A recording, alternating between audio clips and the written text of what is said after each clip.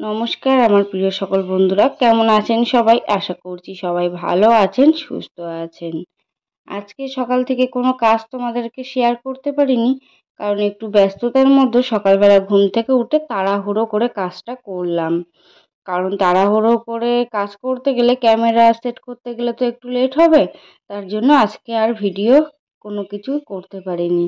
তাড়াহুড়ো করে রান্নাটা কাজটা করে রান্নাটা বসিয়ে দিয়েছিলাম। কারণ হাজবেন্ড আজকে যাবে কাজ, ওর ডিউটিতে। তো ওখানে ও রেডি হচ্ছে, আর ওর নিজের ব্যাগটা নিজেই গুছিয়ে নিচ্ছে। আজকে এত ব্যস্ত ছিলাম যে ওর ব্যাগটা গোছানোর সময়ও পাইনি। আর এদিকে সোনা বাবা কান্না করছে, ওর বাবার সাথে ও কাজে যাবে। বলছে আমিও কাজে যাব, আমার ব্যাগ কোথায়, জামা কোথায়। তো ওর বাবার একটা পুরনো জামা ছিল, সেটা ওকে পরিয়ে দিল, আর ওই ব্যাগটা ও নেবে বলে করছে।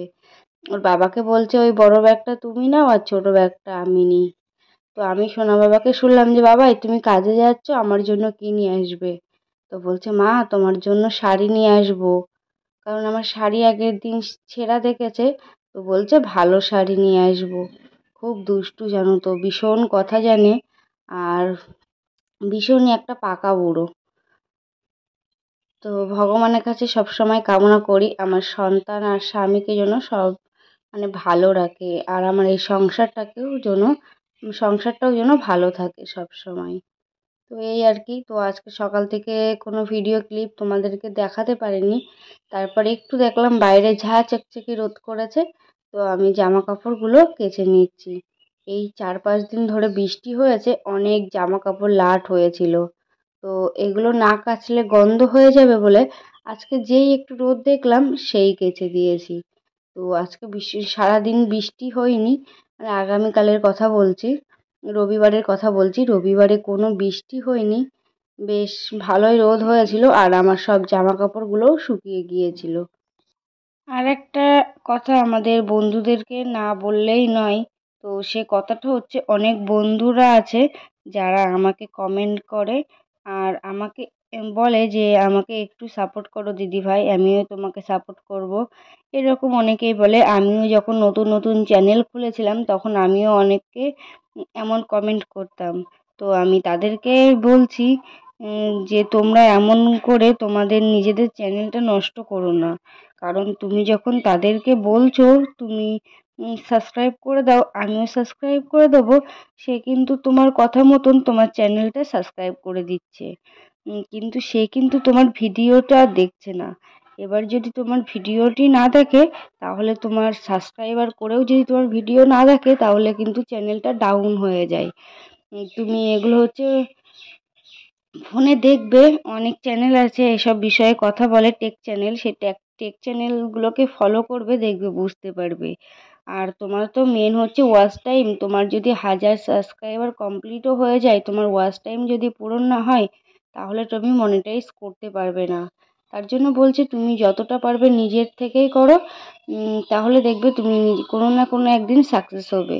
আমি প্রথম এগুলো খুবই করতাম, তারপরে যখনই টেক চ্যানেলে শুনি যে চ্যানেলের ক্ষতি হয়, তখন থেকে আমি কাউকে বলতাম না যে আমাকে সাবস্ক্রাইব করে দাও, বা তুমি আমিও সাবস্ক্রাইব করে দিচ্ছি। তো আমাকে যারা কমেন্ট করে বলে যে দিদিভাই সাবস্ক্রাইব করে দাও, আমিও সাবস্ক্রাইব করে দেবো, তো আমি তাদেরকে সাবস্ক্রাইব করে দিই। কিন্তু সত্যি বলতে আমি সময়ের অভাবে কারোর ভিডিও দেখতে পারি না। দেখি 2-1 জন আছে যারা আমার পছন্দের ইউটিউবার, আমি তাদের ভিডিও দেখি। চান ধান পুরো কমপ্লিট করে ঠাকুরকেও ভোগ দেওয়া হয়ে গিয়েছে। তারপর ভিডিও এডিটিং ছিল, ভিডিও এডিটিং করে ভিডিওটা আপলোড দিলাম, দিয়ে তারপরে এই সবেমাত্র উঠলাম। আর এখন আজকে দুপুরে রান্না করব না, সকালে যেহেতু হাজব্যান্ড চলে যাবার সময় ভাত রান্না করেছিলাম, আর কালকে রাত্রে হাজব্যান্ড মাংস রান্না করেছিল, সেই মাংসটা ফ্রিজে আছে, ওটা গরম করব। আর মা দুপুরবেলা কুচে মাছ আলু রান্না করেছিল, সেটাও ফ্রিজে আছে, এই দুটো গরম করব। আর সকালে যেহেতু ভাত করেছিলাম, সেই ভাত আর ওই মাছ আছে, মাংস আছে, ওগুলোই গরম করব। ফ্রিজ থেকে এখন বার করে রাখবো, ফ্রিজ থেকে বার করে তারপরে ওটা গরম করব। তো এইভাবে আজকে খাওয়া দাওয়া। আর আজকে সারাদিনে কি কি করি সেটাই তোমরা দেখতে পাবে। এই যে ফ্রিজ থেকে তরকারিটা বার করে রেখে দিলাম, এবার এটা গরম করেই সকালে খাওয়া দাওয়া হবে। আর সোনা বাবা গিয়েছে এখন স্নান করতে ও দিদির সাথে। ও স্নান করে আসলে ওকে রেডি করে তারপর ওকে খাইয়ে ওকে ঘুম পড়িয়ে দেবো, আর ওর সাথে আমিও একটু রেস্ট নেবো। তো আজকে সারাদিন কি কি করি সেটাই দেখতে হবে। আর বারবার করে ছাদে উঠতে হচ্ছে, কারণ হচ্ছে জামা কাপড় যেহেতু কেচে দিয়েছি, এবার ওটা যদি বেশিক্ষণ না থাকে হয়তো বিকেলের থেকে আবার বৃষ্টি হতে পারে। তার জন্য বারবার করে ছাদে উঠছি, উঠে হচ্ছে জামা কাপড়গুলো উল্টে পাল্টে দিচ্ছি, দিয়ে ওগুলো শুকিয়ে গেলে তারপর ওগুলো তুলে নেবো। যেহেতু বৃষ্টি চলে আসতে পারে হঠাৎই, তার জন্য সবগুলো ভালোভাবে তাড়াতাড়ি করে শুকিয়ে নিতে হবে। তো ভীষণ গরম পড়ছে জানো তো। তো দেখতে থাকো আজকে সারাদিন কি কি করি, পুরো ব্লগে দেখতে পাবে। আর এই ব্যাগগুলো যে কখন গোছাবো নিজেও জানি না, এগুলো সন্ধ্যাবেলা ছাড়া গোছানোর কোনো সময় নেই আমার কাছে। তো এই ব্যাগগুলো সন্ধ্যাবেলায় গোছাবো। এই যে এই কাঁথাটা দেখতে পাচ্ছ, এই কাঁথাটা হচ্ছে মা কালকে সেলাই করে আমাকে পাঠিয়েছে। আর ওই ব্যাগ, ওটা হচ্ছে বাপের বাড়িতে ছিল, ওটাই কালকে আনতে গিয়েছিল হাজবেন্ড। তো এইসবগুলো সব সন্ধ্যাবেলা গুছিয়ে রাখবো। এখন যাচ্ছি রাস্তার ধারে, একটা পার্সেল আসবে, তো সেই পার্সেলটা আনতে যাচ্ছি এখন। যেহেতু আমাদের বাড়িটা অনেকটাই ভিতরে, আর আমাদের বাড়িতে পার্সেল আসে না ভিতরে বাড়ি বলে, তার জন্য রাস্তার ধারে আসবে। তো এখন রাস্তার ধারে যাচ্ছি পার্সেলটা আনতে।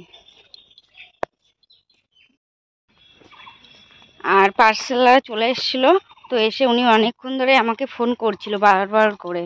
তো তাড়াতাড়ি করে গেলাম, গিয়ে দেখো এই যে পার্সেল নিয়ে চলেও এসেছি। আর কি পার্সেল আছে এর ভিতরে কি আছে সেটা তোমাদেরকে আমি রুমে গিয়ে দেখাচ্ছি।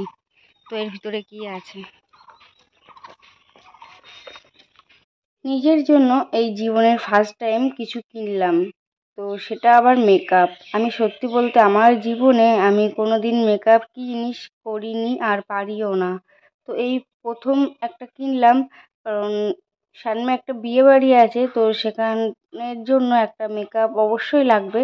তার জন্য এই কমের মধ্যে একটা মেকআপের নিয়ে নিলাম। তো সত্যি বলতে আমার জীবনে এই প্রথম কিছু নেওয়া। তো এটা হচ্ছে সানিসার যে মেকআপের এগুলো হয় সেটা, তো তোমাদেরকে আমি খুলে দেখাচ্ছি। তো এই মেকআপটা আমি করেছিলাম, তো এটা বিয়েবাড়ির জন্য পারফেক্ট মেকআপ না, যারা ডেলি যাতায়াত করে তাদের জন্য এগুলো ঠিক আছে। তো এগুলো খুবই ভালো, কি খারাপ বলবো না একেবারে। যারা ডেলি হচ্ছে বেরোয় কোথাও, ডেলি অফিসে যায়, তাদের জন্য এই মেকআপটা ঠিক আছে। আর সত্যি বলতে আমার কোনো মেকআপ ধারণাই নেই, মেকআপ সম্পর্কে কোনো ধারণাই নেই। আমি যদি কোথাও যাই আমি শুধু টিপটা পরি আর লিপস্টিকটা পরি আর সিঁদুরটা পরি, আর কিচ্ছু পরি না। তোমরা যারা আমাকে সামনাসামনি দেখেছো তারা বুঝতে পারবে। আর আমি মেকআপ সম্বন্ধে কিছু জানিই না আর পারিও না। অনেক চেষ্টা করেছি ফোন দেখে দেখে, কিন্তু যখন ফোন দেখে দেখে দেখি না ইচ্ছা করে, তারপর যখন এক একটা প্রোডাক্টের দাম শুনে পিছিয়ে যেতে হয়। কারণ আমাদের এই মধ্যবিত্ত পরিবারে অত টাকা দিয়ে অত কিছু মানে মেকআপ করার মতন পরিস্থিতি নেই। তো সবার মানসিকতা এক নাই, সবাই অনেক অভাবে থাকলেও তারা নিজের মেকআপ নিজের সৌন্দর্যটা বেছে নেয়। কিন্তু আমি কি করি বলো তো, আমার কাছে যদি টাকা পয়সা থাকে, যদি কিছু কেনার প্রয়োজন হয় তখন কিনি, তাছাড়া আমি চুপ করে যাই। এই যে অনেক দিন হয়ে গেল দুটো নাইটি পরছি, নাইটিগুলো একটু ছিঁড়ে ছিঁড়ে গিয়েছে, তাও কিন্তু আমি বাদ দিইনি। কারণ একটু টাকা পয়সা হোক, তারপরে যখন আবার দুটো নাইটি কিনতে পারবো তখন ওইগুলো বাদ দিয়ে দেবো। তো এইভাবেই সংসারটা চালাই আর কি। আর এই দেখো এই যে এটা হচ্ছে আমি অ্যাপ্লাই করছি, তো দেখো একটু হালকা হালকা করে হচ্ছে, মানে খুব একটা ভালোও না খুব একটা খারাপও না।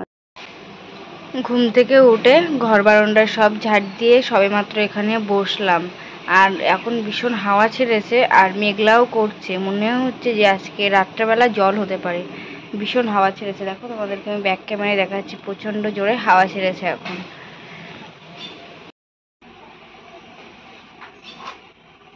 ওই দেখো হাওয়া ছেড়েছে আর ওইদিকে দেখো মেঘলা করছে, আকাশে মেঘ।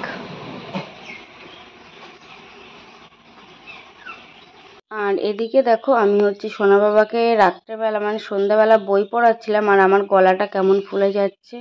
এই রিসেন্টলি অনেক বেশি কষ্ট হচ্ছে আমার, অনেক বেশি গলাটা ফুলে যাচ্ছে। আর আজকে যেহেতু রান্না করিনি, যে বাসি তরকারি ছিল সেটা খাওয়ার কারণে এটা হচ্ছে।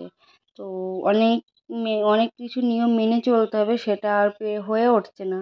মানে সংসার জীবনে আসার পরে নিজের প্রতি ভালোবাসাটাই ভুলে যাচ্ছি, এটাই আর কি। তো তারপরে হচ্ছে সোনাবাবাকে বই পড়িয়ে বসেছিলাম, মা টিভি দেখছিল, আর আমার তো টিভি দেখতে ভালো লাগে না, আর ওইদিকে সোনাবাবা ফোন দেখছিল, আর আমি সেই ফাঁকে আমার কাঁথাটা সেলাই করে নিচ্ছিলাম। তো আগে আমি দুটো কাঁথা সেলাই করেছি, আর এইটা ধরে আমার 3 নম্বর কাঁথা হাতে সেলাই করছি। তো সেলাই করতে বেশ আমার ভালোই লাগে, আর যে সময়টা বেঁচে থাকে সেই সময়টা অন্য কোনো কিছু না করে যদি আমি নিজের সংসারের জন্য কিছু করি, তাহলে সেটা আমারই থেকে যাবে। আর যদি এই কাঁথাটা সেলাই করতে দিতাম কারোর কাছে, তখন 350 500 এমন চাইতো। তো তার জন্য নিজেই করি, যতটা সেফটি হয়। মা বারবার করেই বারণ করছিল যে কাঁথাটা সেলাই করো না, তুমি সবেমাত্র অপারেশন হয়েছে, তোমার অনেক সমস্যা হতে পারে, কিন্তু করতে হবে না, ঘাড় মাজা ধরবে, কিন্তু কি বলতো, ওই যে একটু টাকা বাঁচবে, একটু মানে অনেক কম সঞ্চয় হয় আমাদের এই সংসারে, সবটা চালাতে তো পারি, মানে চালাতে গেলে অনেক কষ্ট হয়ে যায়, তো যতটা সেফ হয় ততটাই চেষ্টা করি। আর এখানে হচ্ছে ভেন্ডি আর আলু দিয়ে রাত্রে সিদ্ধ ভাত